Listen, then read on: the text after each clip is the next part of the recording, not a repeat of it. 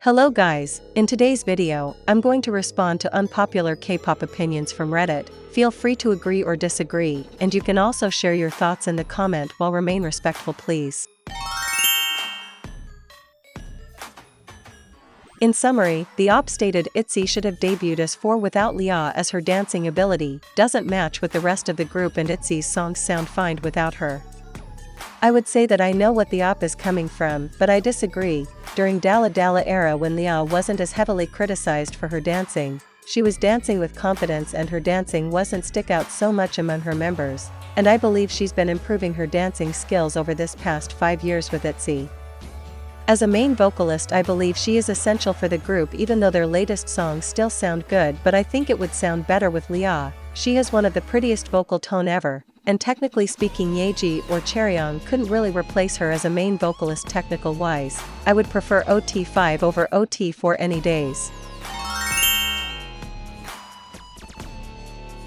In summary, the op stated that Shouting should join Le Sserafim after Kep1er disbandment.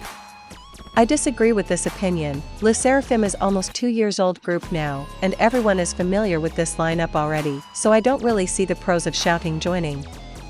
Plus the op pointed out that Le Sserafim is originally 6 members, so it wouldn't be odd, which I disagree. They have been a 6 members group just 2 weeks and most people recognize them as 5 members group, and the op use Red Velvet as example as adding member make a group more complete, but that's a different story. When Yeri joined them, the group is not even fully a year yet, and don't you remember how much hate Yeri got?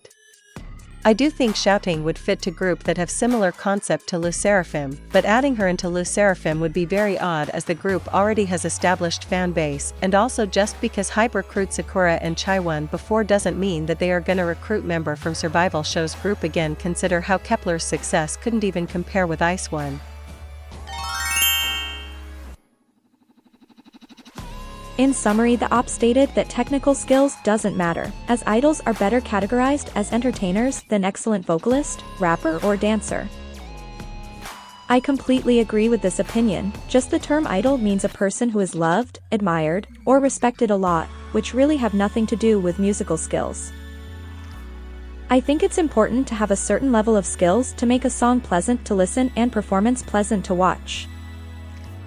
But in K-pop industries, the ability to entertain on whether variety shows or how they present themselves on stage or public is much more important than technical skills, as these elements are more likely to attract more fans in the first place.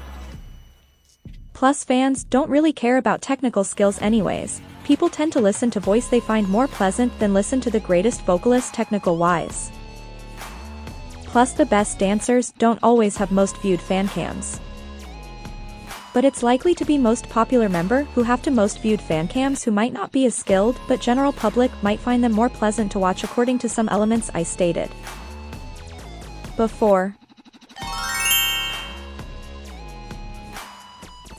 In summary, the op stated that it is okay to lip sync in music shows, in which I actually agree, as the music shows is more on promotional purpose. So it's aimed at making performance as perfect as possible, which is opposed to going to festivals or concerts where interaction with audiences is more important, so groups should sing live there. But in music shows, idols are expected with full facial expression and dancing to the choreography with less mistake as possible, so lip sync allow those things to happen easier. I do appreciate when groups sing live on music shows, but I don't think it's necessarily a must. Singing live at concerts and festivals are more important to me. In summary, the op stated that the sentence "my idol is a better singer because they sing live every time and your isn't because they don't" is not logical. I completely agree. Good live singing ability mean that you has good stamina, in which doesn't really mean you are a good singer technically. Just because some groups sing live more or more stable doesn't really mean anything in terms of their techniques, and idols who don't really sing live as much, such as SM artists such as Red Velvet or aespa during past 3 years, are still better than a lot of groups in terms of vocal techniques and overall better vocalists.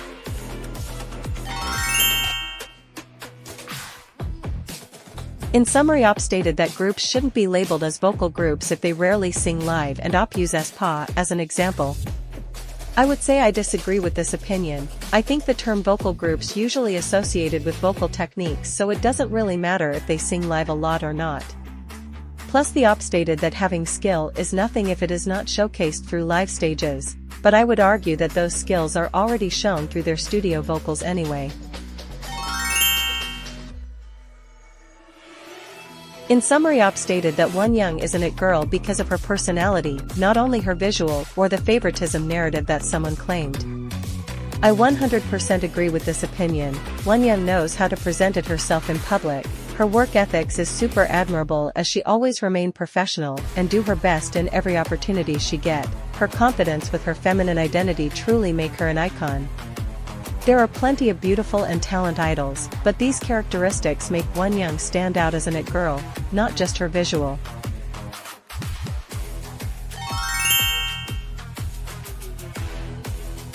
In summary, op stated that K-pop fans calling every idol all-rounders even though they're not even average in some categories. This might seem controversial, but I agree. I feel like K-pop fans nowadays are obsessed with the term all-rounders, and call almost every idols an all-rounders, which is not true.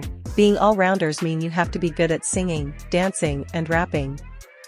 Idols like Chaeryeong, Soyeon, Ray, Yoojin, Chaewon, Lily, Mina, Chaeyoung, and etc. are not all-rounders. They are good at some aspects but not all of it. But that doesn't mean they are not talented. Being all-rounders doesn't mean that they are more talented.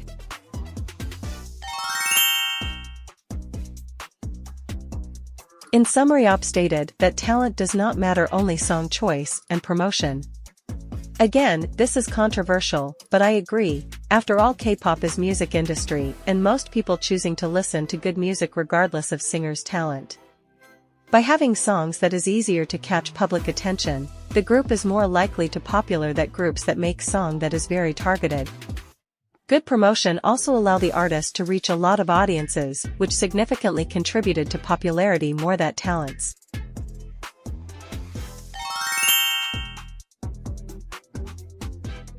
In summary, op stated that Twice fits girl crush or sensual concept much more than cute concept.